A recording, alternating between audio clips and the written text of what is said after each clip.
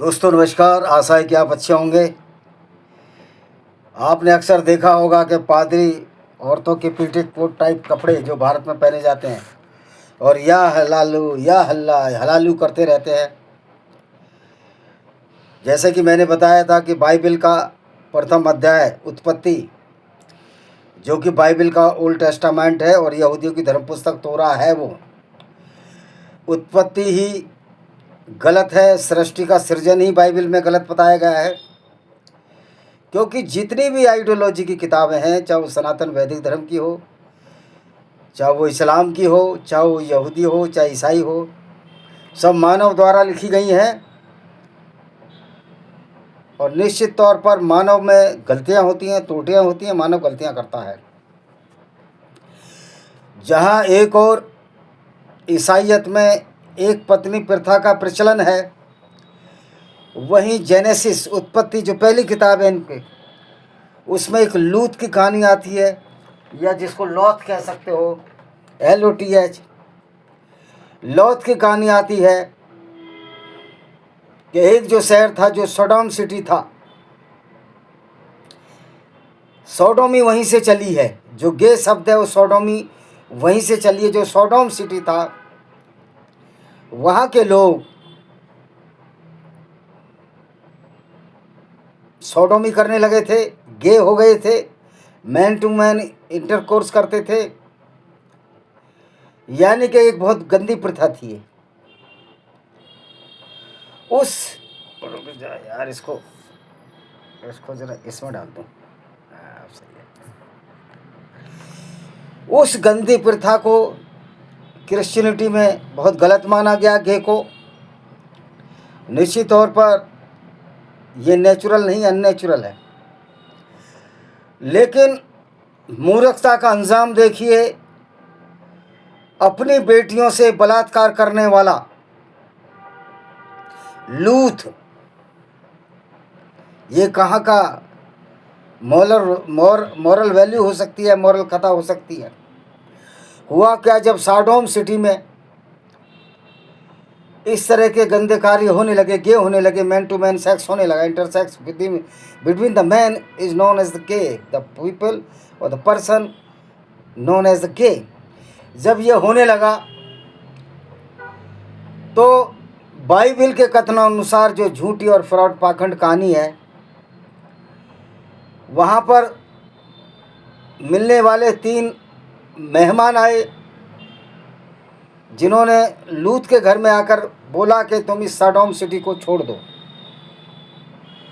अगर तुम इस साडोम सिटी को नहीं छोड़ोगे तो ये सिटी धूल और राख के बवंडर में तब्दील हो जाएगा, यानी कि धूल और राख का एक बवंडर उठेगा और ये सोडोम सिटी बर्बाद हो जाएगा।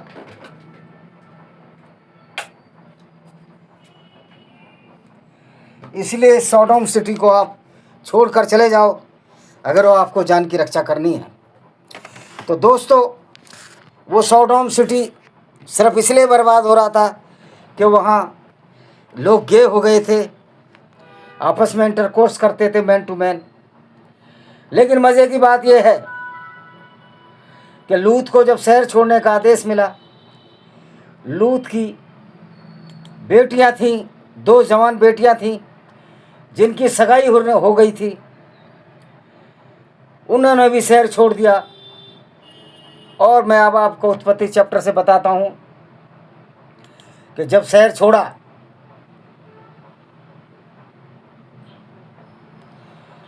तो ये गुफा की तरफ गए, और उस गुफा में गए, ठहरे शहर से दूर।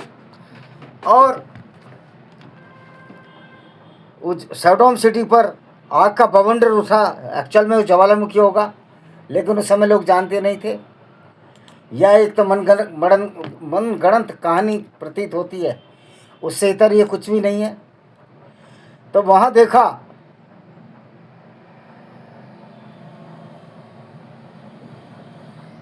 कि लौटते हुए इसकी पत्नी, जो लूत की पत्नी थी, उसको कहा था पीछे मुड़कर मत देखना, जो 3 लोग आए थे।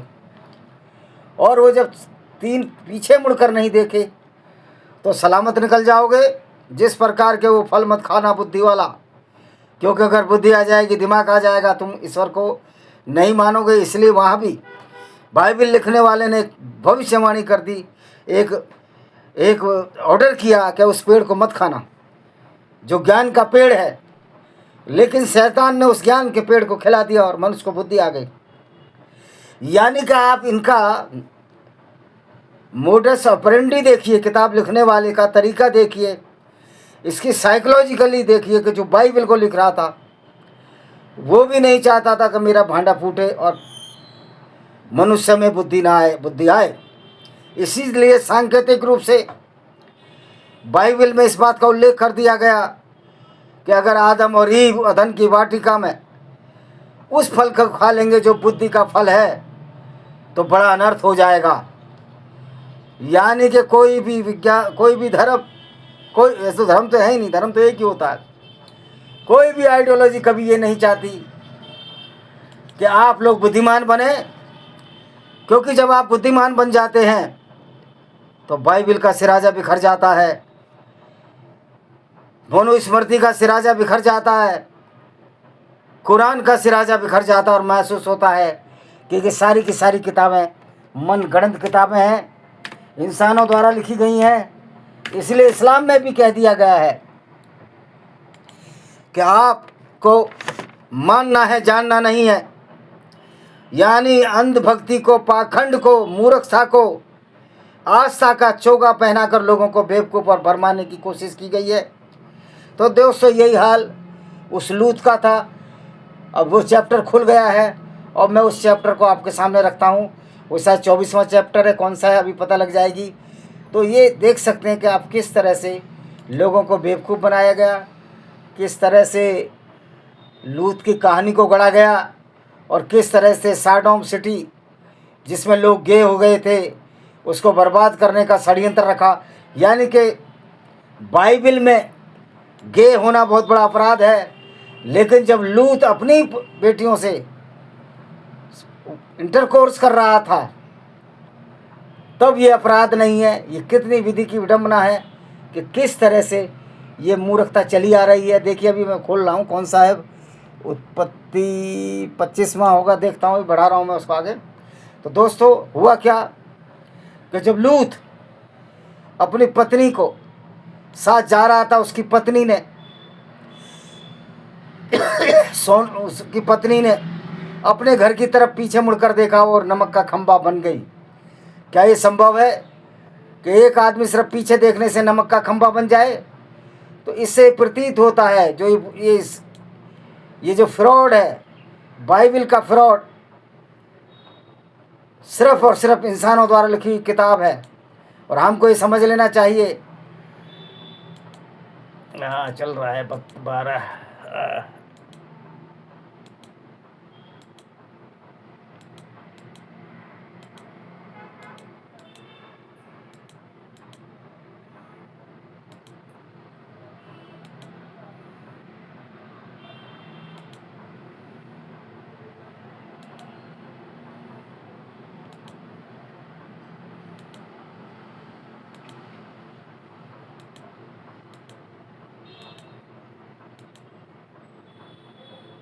हो गया यार,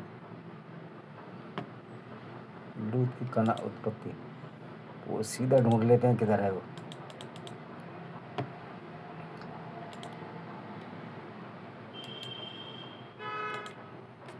अभी ढूंढ रहा हूँ, उसका चैप्टर ही बता देता हूँ।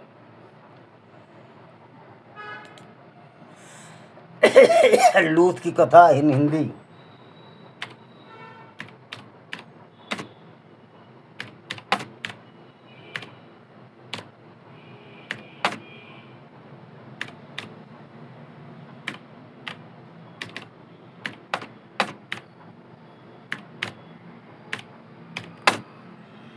हाँ जी, लूत भाई, हाँ जी, लूत की कथा देखो, लूत।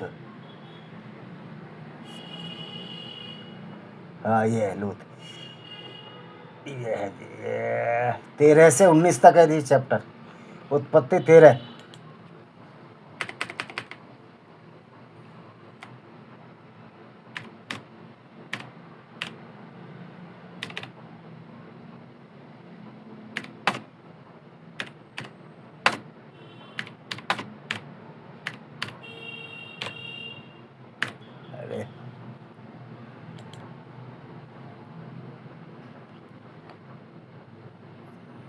आज उत्पत्ति 13 से हम शुरू करते हैं। ये पहला चैप्टर है लूत का। 13 से 19 तक जाएगा। तो लूत कौन था हमने बता दिया। देखिए, तब अब्राम अपनी पत्नी और सारी संपत्ति लेकर लूत को भी संग लिए मिस्र को छोड़कर कनाज के दक्षिण देश में आया। अब्राम अपनी पत्नी और सारी संपत्ति और लूत।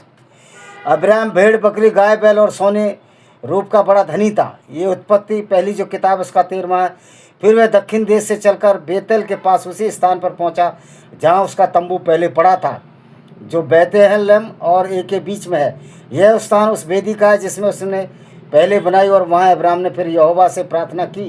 वेदी कहते हैं जो अल्टर, जिसमें पशुओं की बलि देते थे ये राक्षसी लोग। और लूत के पास भी जो अब्राहम के साथ चलता था भेड़ बकरी गाय बैल और तंबू थे। सो उस देश में उन दोनों की समाई ना हो सकी और वे इकट्ठे रहे, क्योंकि उनके पास बहुत धन था, इसलिए वे इकट्ठे नहीं रह सके, जगह की तंगी थी वहाँ। सो अब्राम और लूत की भेड़ बकरी और गाय बैल और चरवाहों के बीच में झगड़ा शुरू हुआ। उस समय कनानी यानी जो कनान देश के थे और परिजनी लोग उस देश में रहते थे, फलिस्तीनी लोग। तब अब्राहम लूत से कहने लगा, मेरे और तेरे बीच में और मेरे और तेरे चरवाहों के बीच में झगड़ा न होने पाए, क्योंकि हम लोग भाई बंधु हैं। क्यों धन था ना ये भेड़ बकरी, ये बहुत बड़ा वो था, पहले आज भी है, पैसे का था। क्या सारा देश तेरे सामने नहीं, सो मुझसे अलग हो। कह रहा यहीं क्यों रहता, यदि तू बाईं ओर हो जाए तो मैं दाहिनी ओर जाऊंगा, और यदि तू दाहिनी ओर जाए तो मैं बाईं ओर जाऊंगा। तब लूत ने आँख उठाकर यरदन यानी जॉर्डन नदी के पास वाली सारी तराई को देखा। वह सब सिंची हुई थी जब तक यहोवा ने सडोम और अमोरा को के नाश न किया, तब तक सोअर के मार्ग पर वह तराई यहोवा की वाटिका और मिस्र देश के समान उपजाई थी। मैंने सडोम सिटी का जिक्र किया था। सो लूत अपने लिए यरदन की तराई चुनकर पूरब की ओर गया और एक दूसरे से अलग हो गए। और जब लूत अब्राहम से अलग हो गया, तब उसके पश्चात लूत अब्राहम यहोवा ने अब्राहम से कहा, यहोवा की बात होगी अब्राहम से, यहोवा भगवान है इनका, कहा आँख उठाकर जिस स्थान पर तू है वहाँ से उत्तर दक्षिण पूर्व पश्चिम चार ओर दृष्टि कर, क्योंकि जितनी भी भूमि तुझे दिखाई देती है उस सब को मैं तुझे और तेरे वंश को युग युग के लिए दूंगा। और मैं तेरे वंश को पृथ्वी की धूल के तिनकों की नाई बहुत करूँगा, यहाँ तक कि जो कोई पृथ्वी पर धूल के तिनकों को गिन सकेगा वही तेरा वंश भी गिन सकेगा। मतलब इतने ज़्यादा हो जाएंगे। उठ इस देश की लंबाई और चौड़ाई में चल फिर, क्योंकि मैं उसे तुझी को दूंगा। इसके पश्चात अब्राहम अपना तंबू काटकर मामे के बांझों के बीच जो हेब्रोन में थे जाकर रहने लगा, मामों के बांझों। और इस प्रकार वहाँ यहोवा की वेदी बनाई, वेदी अल्टर जहाँ ये वो देते थे।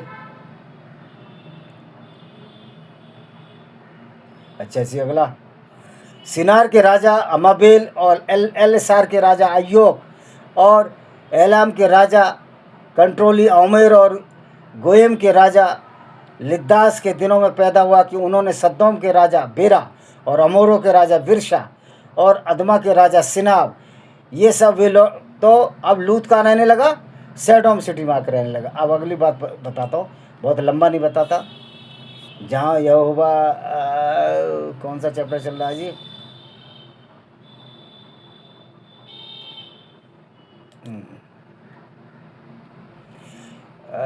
16, अभी और आगे जाएंगे हम।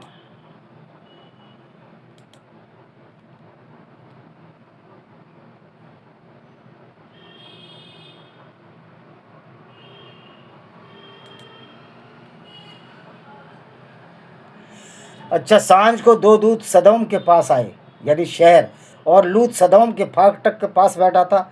लूत का बेटा था, फाटक के पास इसकी 2 बेटियां थी। सो इनको देखकर वह इनसे भेंट करने के लिए उठा और मुंह के बल झुककर दंडवत कर कहा, हे मेरे प्रभुओं, अपने दास के घर में पधारिए और रात भर विश्राम कीजिए और अपने पाँव धोइए, फिर भोर को उठकर अपने मार्ग पर जाइए। इन्होंने कहा, नहीं, हम चौक में ही रात बिताएंगे। और उसने उनसे बहुत विनती की, उन्हें मनाया। सो वे उसके साथ चल दिए।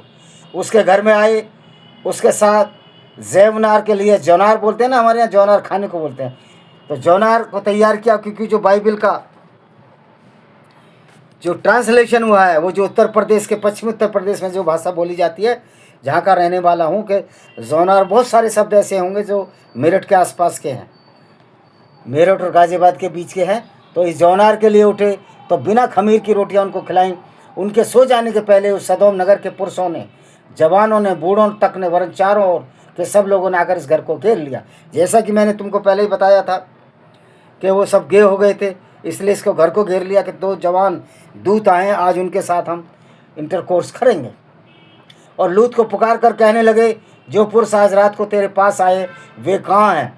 उनको हमारे पास बाहर ले आ और हम उनसे भोग करें। तब लूत उनके पास द्वार के बाहर आया और किवाड़ को पीछे से बंद करके कहा, किवाड़ बंद कर ली कि खोल देते हो जबर। हे भाइयों, मेरी ऐसी बुराई ना करो। सुनो, मेरी 2 बेटियां हैं जिन्होंने अब तक पुरुष का मुंह नहीं देखा। इच्छा हो तो मैं तुम्हारे पास बाहर ले आऊं और तुमको जैसा अच्छा लगे वैसा व्यवहार उनसे करो, पर इन पुरुषों से कुछ न करो, क्योंकि मेरे छत के नीचे है। ये था बाप इनका। उन्होंने कहा, हट जा। फिर वे कहने लगे, तू एक परदेसी होकर यहाँ रहने के लिए आए कि बाहर से आया था? पर अब न्याय भी बन बैठा, तू जज भी बन गया। सो अब हम इनसे भी अधिक तेरे साथ बुराई करेंगे। और ये उस पुरुष लूत को बहुत दबाने लगे और किवाड़ तोड़ने के लिए निकट आए। तब उन पाहुनों ने, ये जो मेहमान पाहुना हमारे यहाँ बोलते हैं, मैंने बोला ना बाइबिल का जो अनुवाद है वो मेरठ और गाज़ियाबाद और ये मुरादाबाद इसी इलाके के लोगों ने किया है, इसलिए पाहुना बोलते हैं मेहमान को। तब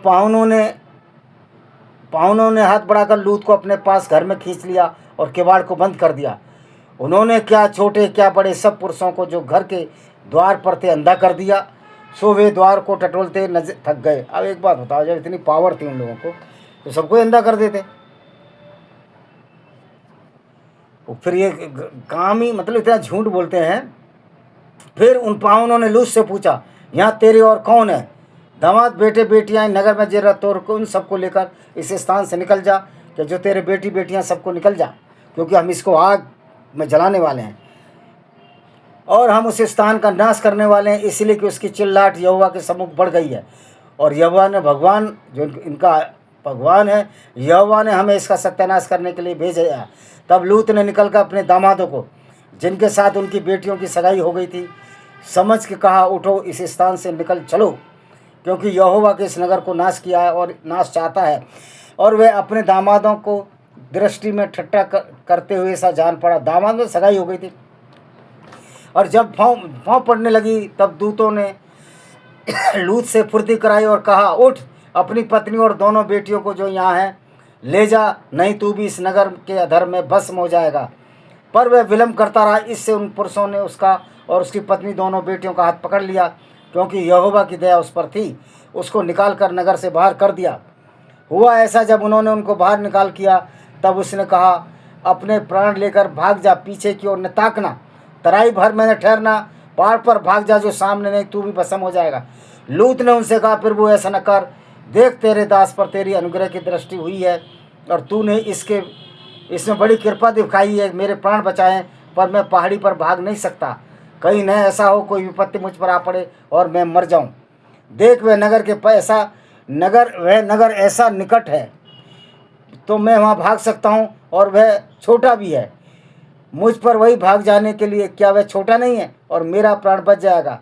उसने उससे कहा, देख, मैंने इस विषय में तेरी विनती अंगीकार की, यानी स्वीकार की है, और जिस नगर की चर्चा तूने की है उसका मैं नाश करूँगा। फुर्ती से वहाँ भाग जा, क्योंकि जब तक तू वहाँ न पहुँच सके तब तक मैं कुछ न कर सकूँगा। इस कारण उस नगर का नाम सोवर पड़ा। लूत के सोर के निकट पहुँचते ही सूर्य पृथ्वी पर उदय हुआ। और सूर्य तो उदय ही रहता है, पृथ्वी तो बहुत बड़ी है, छोटी है। तब यहोवा ने अपनी ओर से सदोम और अमोरा पर आकाश की गंधक और आग बरसाई। ज्वालामुखी पड़ा होगा, कहानियों में लिख दिया इस तरह।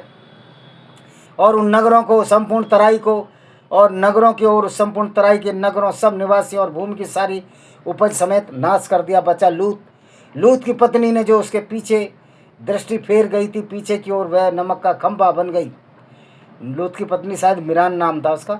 भोर को इब्राहिम उठ होकर उस स्थान की ओर गया जहाँ वह यहोवा के सम्मुख खड़ा था, और सदोम और अमोरा और उस तराई के सारे देश की ओर आँख उठाकर क्या देखा, इस देश में धधकती हुई भट्टी का धुआं उठ रहा है। और ऐसा हुआ, जब परमेश्वर ने उस तराई के नगरों में जिनमें लूत रहता उलट पर नाश किया, तब उसने इब्राहिम को याद करके, इब्राहिम नहीं है, अब्राहम है, इब्राहिम तो मुसलमानों ने इब्राहिम को इब्राहिम कर लिया, लूत को इस घटना की ओर से बचा लिया। तब लूत ने सोअर को छोड़ दिया और पहाड़ पर अपनी दोनों बेटियों समेत रहने लगा।